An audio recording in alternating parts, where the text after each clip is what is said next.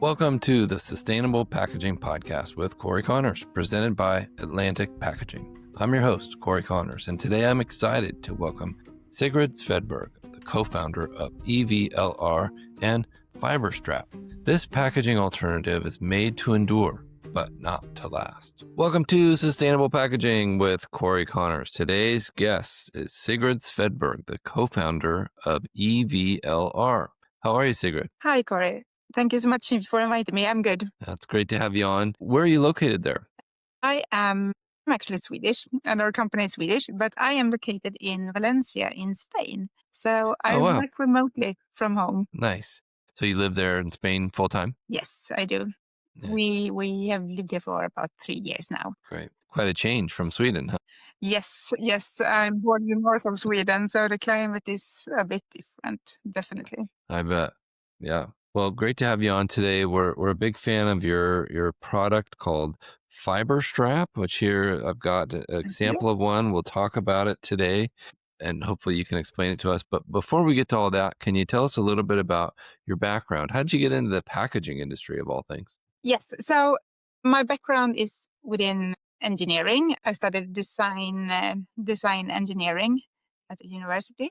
So it's not really related to packaging, but by a coincidence, I happened to get into the world of packaging, and I've been ever since. And I think that is the situation for a lot of people. You get into the packaging industry and it's so interesting and it's so complex and it's so many things that you can develop and work on. So you stay there because it's so fun. I agree. Totally agree. It's one of those industries people don't leave generally. No. Yeah, well said.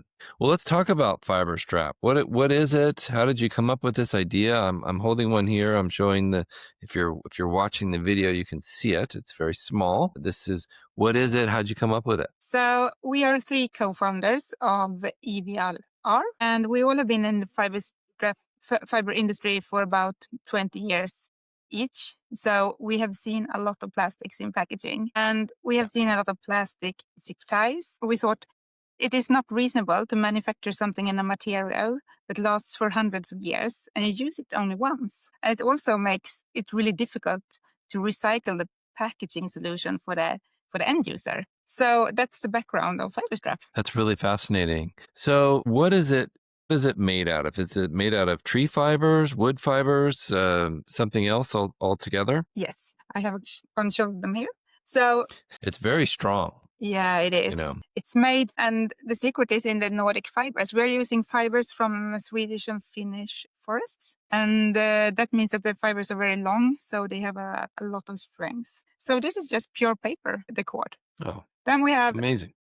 The locking head. It is a PLA biocomposite. It's made from sugar cane, and it's no food conflict for the sugar cane.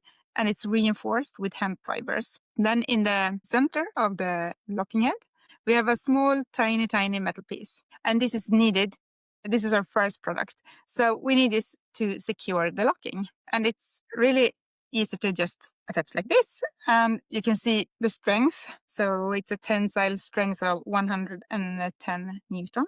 That is about, let's see if I can translate it, 24.7 pounds. Okay.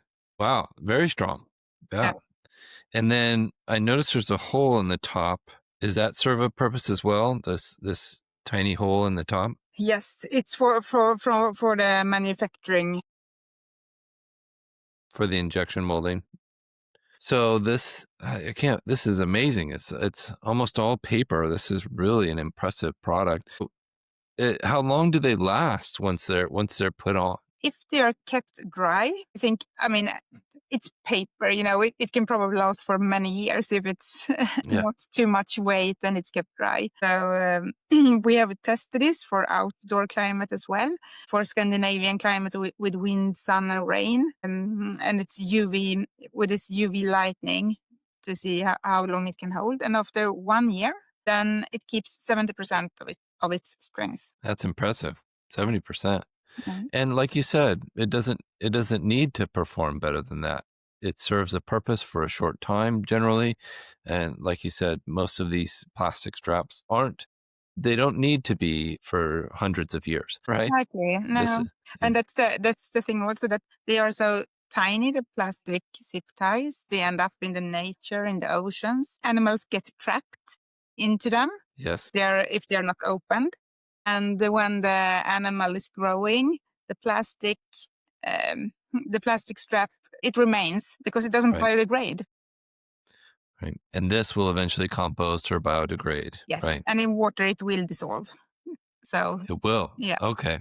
See, that's very important to mention that it's dissolvable. That's Mm. excellent. Wow. And So go ahead. yes, and I just wanted to mention also that in contact with soil, the microorganisms and bacteria, they will start to eat the fibers, just as Oh, that's you do excellent. with paper, if it would end up in nature. That's really wonderful.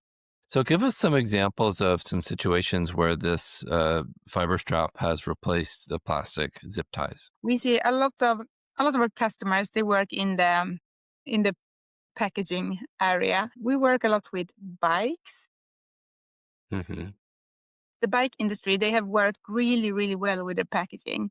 Usually the plastic zip tie is the only piece of plastic left that they need for securing the bikes for transport. So otherwise they have a really nice solution. But when with FibreStrap, they can make it fully recyclable.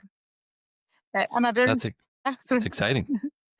And another area is tools, like gardening tools or any other hand tool. And this is also very easy for the end user to recycle the packaging after they have bought the product. I think it's really innovative, and I've never seen anything like it before. And I'm excited to be able to provide it to our customers at Atlantic Packaging and a North project. So this is really something that we're excited to work with our customers on because, like you said, oftentimes the zip tie is the last thing in a pack that hasn't been replaced by something not plastic. Yeah, well said. Are you seeing a market in the toy industry and other kinds of retail products? I feel like that when I open toys for my kids, there's lots of plastic straps in there. Yes, I think this is a really interesting industry. I did actually an analysis quite recently. I bought a toy packaging because I just wanted to know how much plastic does it contain and just to attach a product. So I could count, I don't know, I had a handful of different type of plastic ties. It could be zip ties and other thin plastic ties for one product. And I can also imagine attaching this product must be quite difficult with all these types of different materials. So I think it could definitely be an advantage for the toy packaging companies to replace the plastic. And that's a really good point too, that it's a lot less work for some people, a lot less labor. Some of those straps can be very difficult to adhere. Yes. And also, if you're replacing with FibreStrap, the cord is so flexible. So you can do this type of operations. So you can Mhm. replace 2 or 3 plastic zip ties with one longer FibreStrap, for example. And another advantage is that plastic zip ties, when you cut them, they get really, really sharp. So there's a risk of injuring both operation staff and other people working with the plastic zip ties. Boy, another great point. There are so many injuries caused by packaging that Mm. people don't realize Mm. that especially opening. They talk about that on Christmas morning here in the US. We've talked about that, people getting injured opening toys or Mm.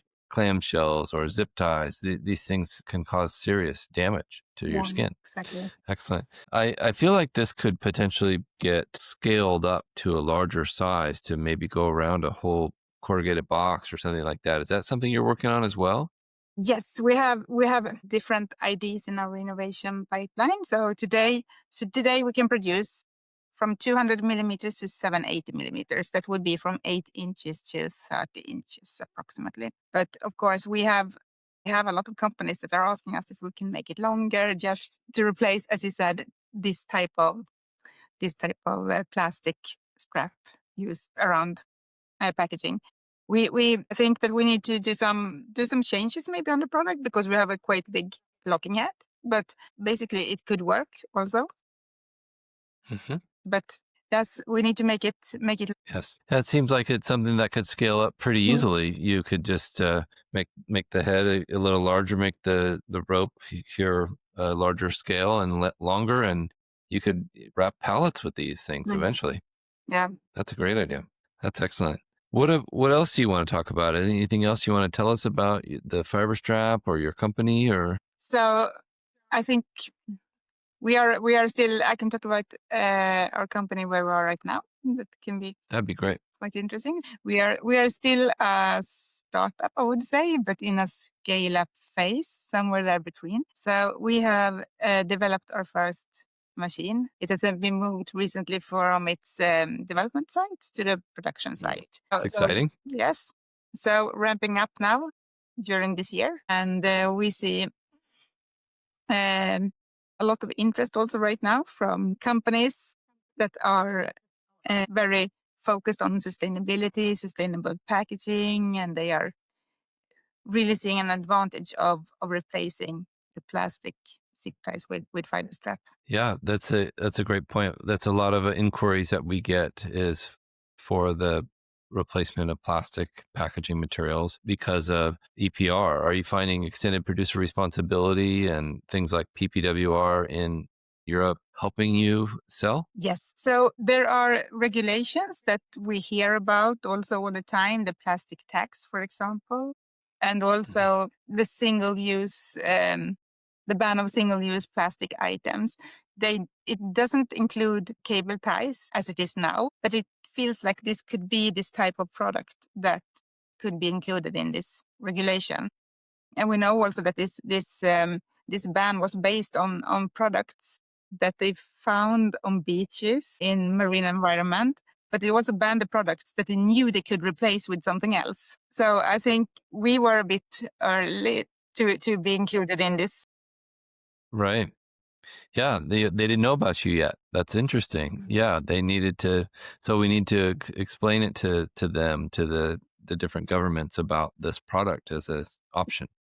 Exactly. Have you started entering this into different contests for sustainable packaging, like Sustainable Packaging Summit in Europe? So for some, we have entered some competitions, and we have won those competitions. Most of them that we entered.